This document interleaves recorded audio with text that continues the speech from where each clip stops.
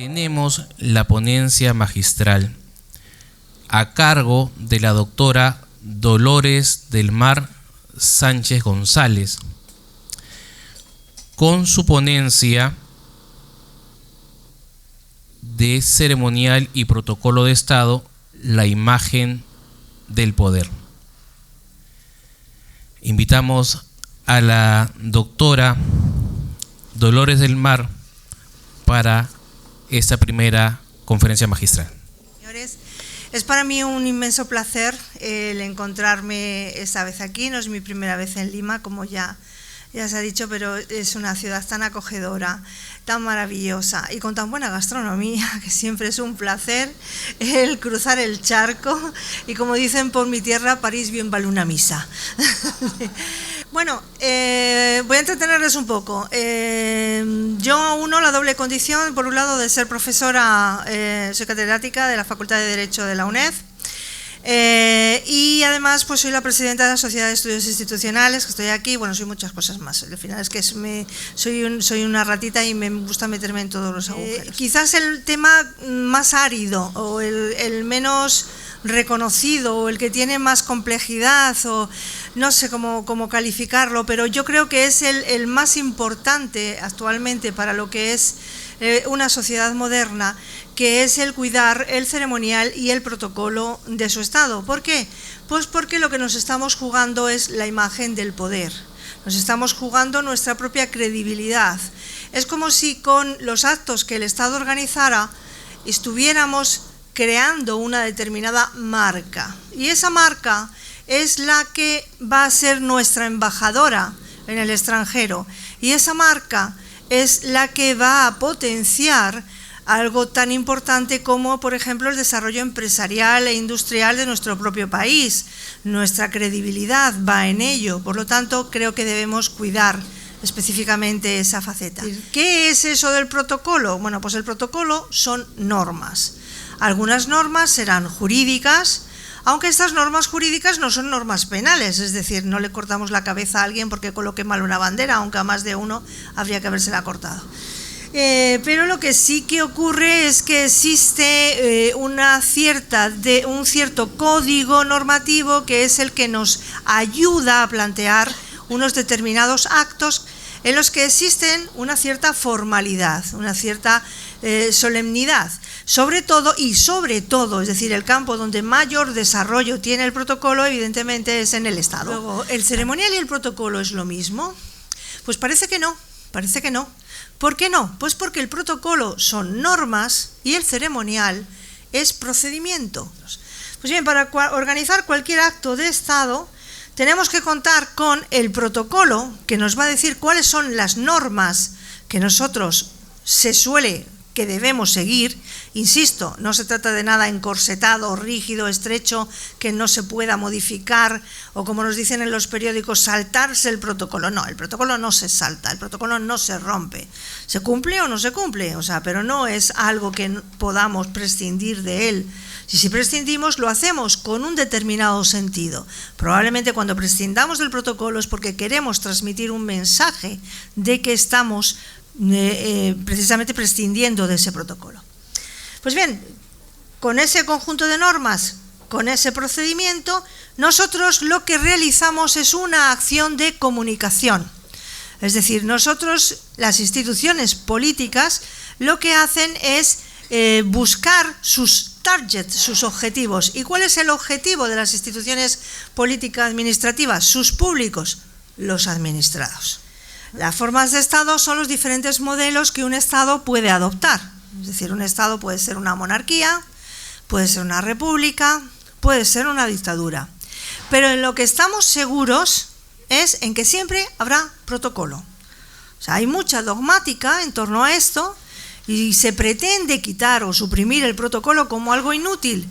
Y todas las vertientes, todas las variantes de aglutinación del poder tienen elementos protocolares, tienen normas que nos dicen cómo debemos centrarnos, cómo debemos ver, cómo debemos preparar los actos para que los demás los puedan ver.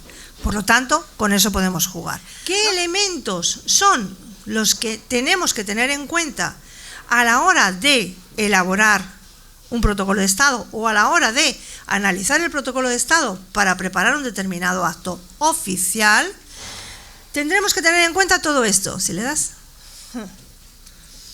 El protocolo de Estado comprende, por un lado, las normas sobre precedencias. Es muy importante el saber quién está delante y quién está detrás. No es, demagógicamente se considera que eso es, quita la libertad, quita la igualdad, no somos todos iguales, da lo mismo. No, ojo, cuidado. En un sistema democrático no es lo mismo el que ha sido elegido por 25 votos que el que ha sido elegido por 25 millones. O sea, piénsenlo.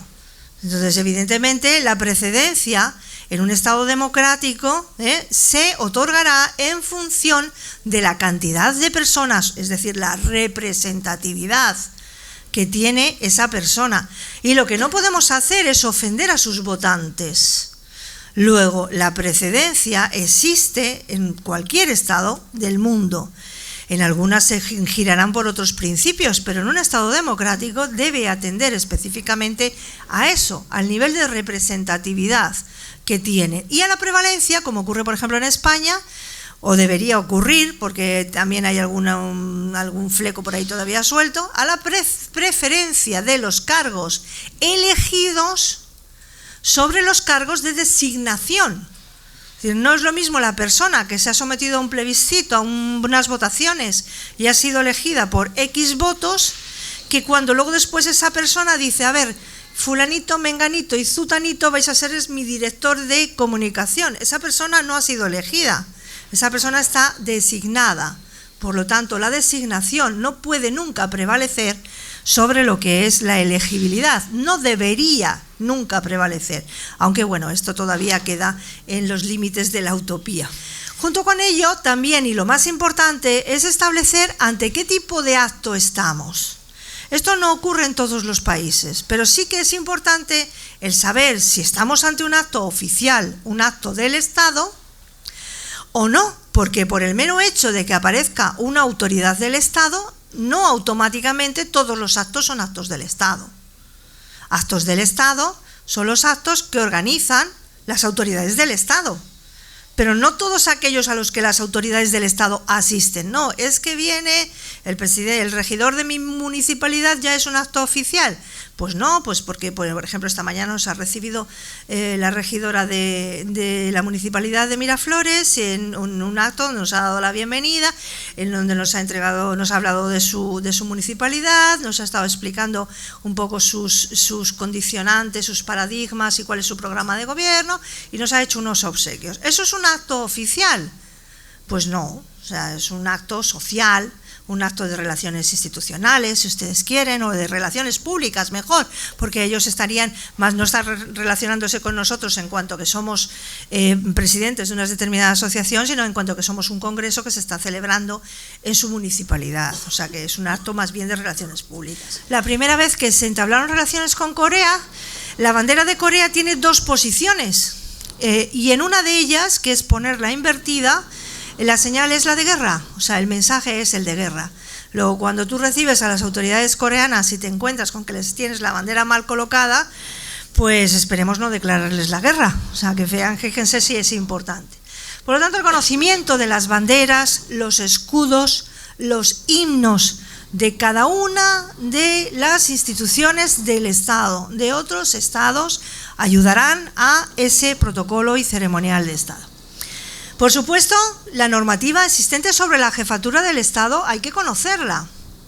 Hay que saber en qué tipo de jefatura es, hay que saber de qué órganos está formada y hay que saber quién es quién. Es una especie de glosario o agenda donde viene cada uno de los que están, ¿no? Saber quiénes son los que están al frente de cada uno de esos órganos. Porque si nosotros vamos a organizar un acto, lo mínimo que tenemos es que conocer a las personas que van a estar relacionándose con nosotros, si no, mal vamos a organizar. Por supuesto, hay que conocer la reglamentación de honores, si hay que rendir unos determinados honores a una determinada autoridad, a qué autoridades se le rinden, y no solamente rendir honores, sino el establecimiento de toda un eje de elementos en torno a cómo se debe ser recibido, quién debe recibir, cómo se ha hecho en otras ocasiones. Todos esos elementos se tienen que tener en cuenta. Y por último, la normativa protocolaria de cada uno de los poderes del Estado.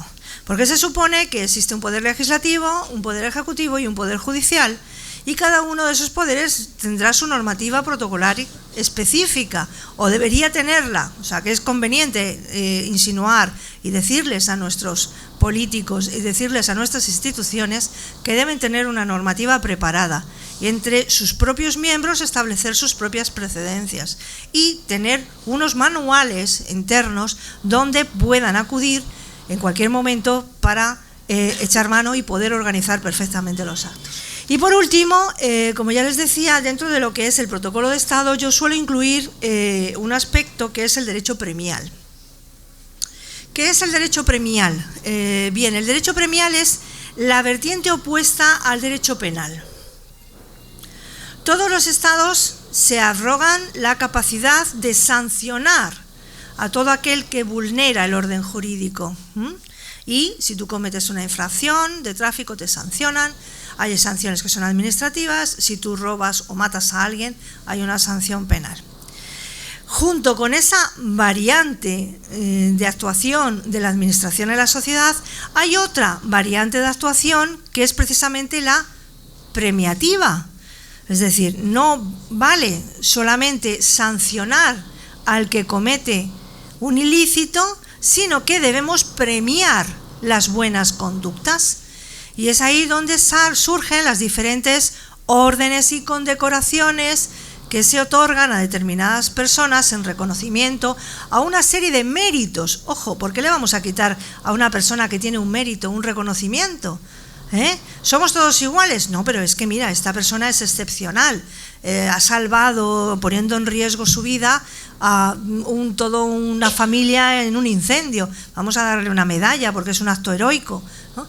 Es decir, existe una variante que es ese derecho premial, y los premiados por el Estado, evidentemente cuando es el Estado el que ejerce esa capacidad de premiación, tienen que ser considerados por parte de su protocolo, del protocolo oficial. ¿Qué ocurre con el tema de las precedencias? Bien, pues que en España vemos que existe todo un baile a la hora de indicar las precedencias. Siguiente diapositiva. Cuando viene un presidente de una comunidad autónoma, lo lógico es que el jefe del Estado, que por si no saben es este señor,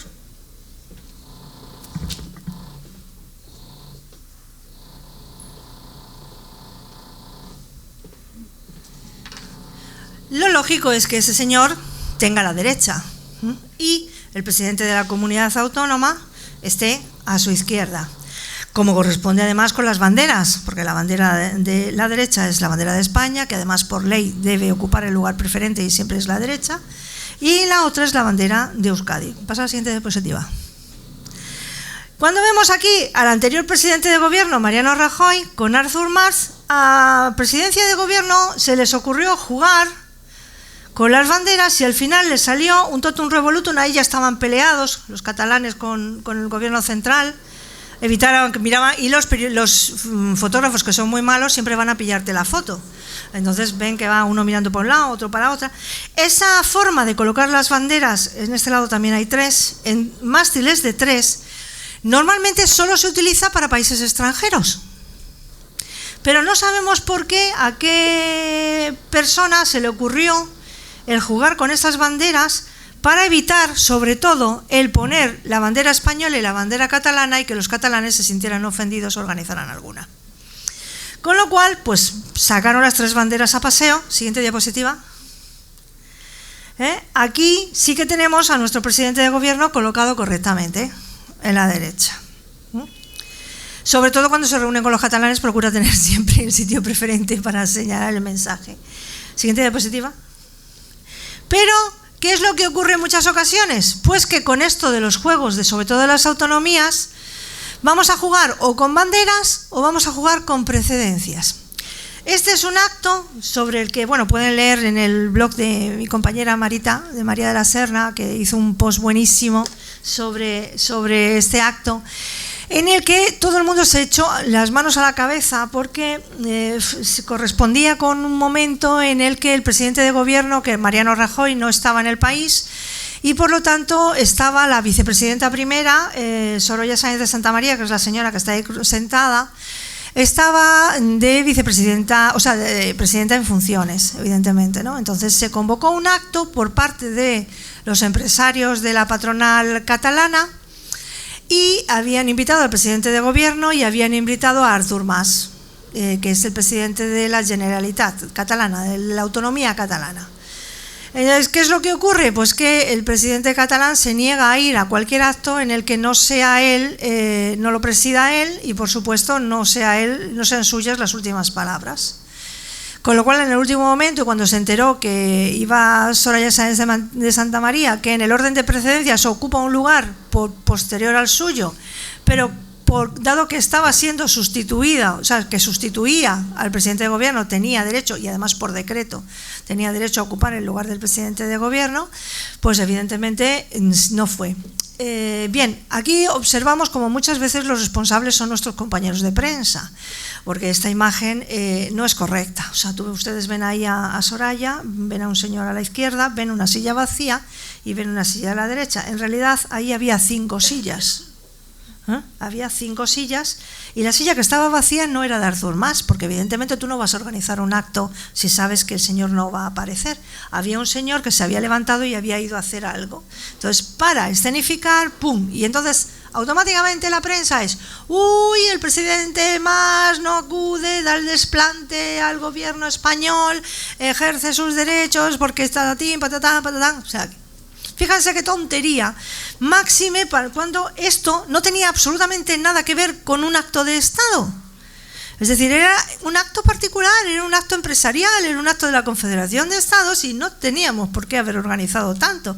En realidad no estabas ofendiendo a la vicepresidenta de gobierno, estabas ofendiendo al anfitrión, que era el presidente de la Confederación de Empresarios Catalanes.